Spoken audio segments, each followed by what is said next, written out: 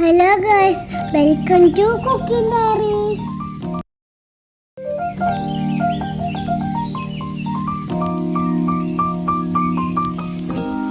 Hi all, welcome back. പുതിയൊരു വീഡിയോയിലേക്ക് എല്ലാവർക്കും സ്വാഗതം. അപ്പോൾ നമ്മുടെ ഇന്നത്തെ റെസിപ്പി ടേസ്റ്റി ആയിട്ടുള്ളൊരു ചീരത്തോരൻ്റെ റെസിപ്പിയാണ് കേട്ടോ. നമ്മുടെ ശരീരത്തിന് ഒരുപാട് ഗുണങ്ങളുള്ളതാണ് ഈ ഒരു ഇലവർഗ്ഗങ്ങളൊക്കെ. അപ്പം എല്ലാ ദിവസവും ഭക്ഷണത്തിൽ ഇലവർഗ്ഗങ്ങളൊക്കെ ഉൾപ്പെടുത്താൻ വേണ്ടിയിട്ട് എല്ലാവരും ശ്രദ്ധിക്കുക. ഇന്നത്തെ ഈ ഒരു ഈസി തോരൻ റെസിപ്പി എല്ലാവരും ഫുള്ളായിട്ട് തന്നെ കണ്ടു നോക്കുക. കണ്ടുകൊണ്ടിരിക്കുമ്പോൾ നമ്മുടെ ഈ ഒരു വീഡിയോ നിങ്ങൾക്ക് ഇഷ്ടപ്പെടുന്നുണ്ടെങ്കിൽ ലൈക്ക് ചെയ്യുക. കൂടെ തന്നെ ഫ്രണ്ട്സിനും ഫാമിലിക്കൊക്കെ ഷെയർ ചെയ്യുക. പിന്നെ നിങ്ങൾ ആദ്യമായിട്ടാണ് നമ്മുടെ ഈ ഒരു ചാനൽ കാണുന്നതെന്നുണ്ടെങ്കിൽ, അല്ലെങ്കിൽ ഇതുവരെ സബ്സ്ക്രൈബ് ചെയ്യാത്തവരാണെങ്കിൽ ഒന്ന് സബ്സ്ക്രൈബും കൂടെ ചെയ്ത് സപ്പോർട്ട് ചെയ്യാം കേട്ടോ. പിന്നെ നമുക്ക് ടേസ്റ്റി ആയിട്ടുള്ള ഒരു ചീരത്തോരന് എങ്ങനെയാണ് ഉണ്ടാക്കിയിട്ടുള്ളതെന്ന് നോക്കാം കേട്ടോ. അപ്പോൾ അതാ അതിന് വേണ്ടിയിട്ട് ഞാനിവിടെ 2 കെട്ട് ചീരയാണ് എടുത്തിട്ടുള്ളത്. അപ്പം അതിങ്ങനെ കൈ കൊണ്ട് പൊട്ടുന്ന ആ ഒരു ഭാഗം മുതൽ നമ്മൾ എടുക്കുന്നുണ്ട് കേട്ടോ. അപ്പം ഇല മാത്രമായിട്ട് എടുത്താൽ തീരെ ഉണ്ടാവില്ല. അത്രയൊക്കെ നമ്മൾ എടുക്കുന്നുണ്ടെങ്കിലും ഒന്ന് ചൂടായി വന്നാൽ തീരെ ഉണ്ടാവില്ല. അപ്പം കുറച്ച് ഇതേപോലെ കൈ കൊണ്ട് പൊട്ടുന്ന ആ ഒരു ഭാഗം മുതൽ നമ്മൾ കട്ട് ചെയ്തെടുത്തിട്ട് വെള്ളത്തിലേക്ക് ഇട്ട് കൊടുക്കുകയാണ്. പിന്നെ നന്നായിട്ട് കഴുകി വൃത്തിയാക്കിയിട്ട് ഇതേപോലെ ചെറുതായിട്ട് നമുക്ക് ഫുള്ളായിട്ടൊന്ന് കട്ട് ചെയ്തെടുക്കണം.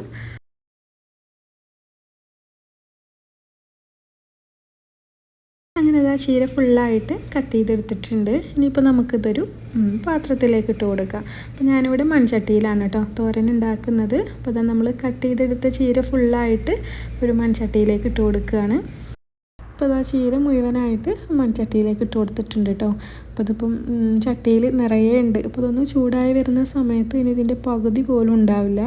അപ്പം ഇനിയിപ്പോൾ നമുക്കത് സ്റ്റൗവിൽ വെച്ചിട്ട് ഫ്ലെയിം ഓണാക്കി കൊടുക്കാം.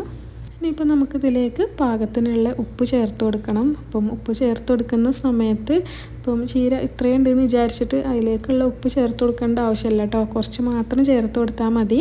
അപ്പം പിന്നെ നമുക്ക് ആവശ്യമാണെങ്കിൽ ചേർത്ത് കൊടുക്കാം. അപ്പം ഏറിപ്പോയാൽ പിന്നെ ഒന്നും ചെയ്യാൻ പറ്റില്ല അല്ലേ.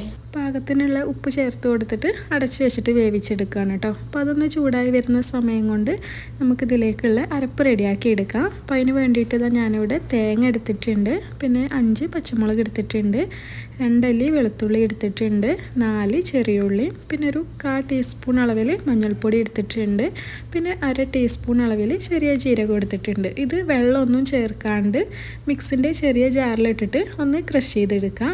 അപ്പം പച്ചമുളക് ഞാൻ ഈ എടുത്ത മുളക് കുറച്ച് എരിവ് കുറവുള്ളതാണ് കേട്ടോ. അതുകൊണ്ടാണ് ഇത്രയും എടുത്തിട്ടുള്ളത്. നമുക്ക് എരിവിനനുസരിച്ചിട്ട് ആവശ്യമുള്ളത് എടുത്താൽ മതി.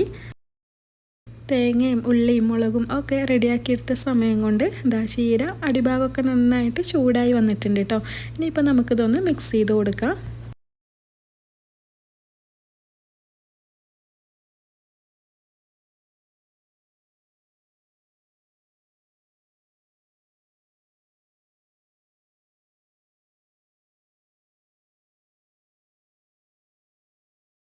അപ്പോൾ ചീര നന്നായിട്ട് മുഴുവനായിട്ട് മിക്സ് ചെയ്തെടുത്തിട്ടുണ്ട് കേട്ടോ. പിന്നെ നമുക്ക് അടച്ച് വെച്ചിട്ട് അത് അവിടെ വേവാൻ വേണ്ടിയിട്ട് വെക്കാം.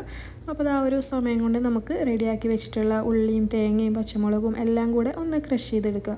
അപ്പം ഒരുപാട് അങ്ങോട്ട് അരഞ്ഞു പോകേണ്ട ആവശ്യമൊന്നുമില്ല കേട്ടോ. ജസ്റ്റ് ഒന്ന് ക്രഷ് ചെയ്തെടുത്താൽ മതി. അപ്പോൾ തേങ്ങയും ഉള്ളിയും മുളകും എല്ലാം കൂടെ ഈ ഒരു രീതിയിലൊന്ന് ക്രഷ് ചെയ്തെടുത്തിട്ടുണ്ട്. അപ്പം ഇനി നമുക്ക് ചീരയിലേക്ക് ചേർത്ത് കൊടുക്കാം കേട്ടോ. അപ്പോൾ ഒരു തേങ്ങ അരപ്പ് ചേർത്ത് കൊടുക്കുന്നതിൻ്റെ മുമ്പ് ചീര നന്നായിട്ടൊന്ന് മിക്സ് ചെയ്തെടുക്കാൻ വേണ്ടിയിട്ട് ശ്രദ്ധിക്കുക. അപ്പോൾ ഈ ഒരു സമയത്ത് ചീര ഒരു പകുതി മുക്കാലോളം വെന്തിട്ടുണ്ട്. ഒരുപാട് സമയമൊന്നും വേണ്ടല്ലോ, ചീര നമുക്ക് പെട്ടെന്ന് തന്നെ വെന്ത് കിട്ടും. ഈ ഒരു സമയത്ത് ഉപ്പൊക്കെ ഒന്ന് നോക്കാം കേട്ടോ. അപ്പം ഉപ്പ് കുറവാണെങ്കിൽ ഉപ്പ് ഈ ഒരു സമയത്ത് ചേർത്ത് കൊടുക്കാം. ഞാനിപ്പം ഉപ്പ് നോക്കിയ സമയത്ത് കുറവൊന്നുമില്ല കേട്ടോ, കറക്റ്റാണ്. അതുകൊണ്ട് ഞാൻ ചേർത്ത് കൊടുക്കുന്നൊന്നുമില്ല. പിന്നെ നമ്മൾ നേരത്തെ റെഡിയാക്കി വെച്ചിട്ടുള്ള ഒരു തേങ്ങ മിക്സ് ഇതിലേക്ക് ചേർത്ത് കൊടുത്തിട്ട് നന്നായിട്ട് മിക്സ് ചെയ്തെടുക്കുക.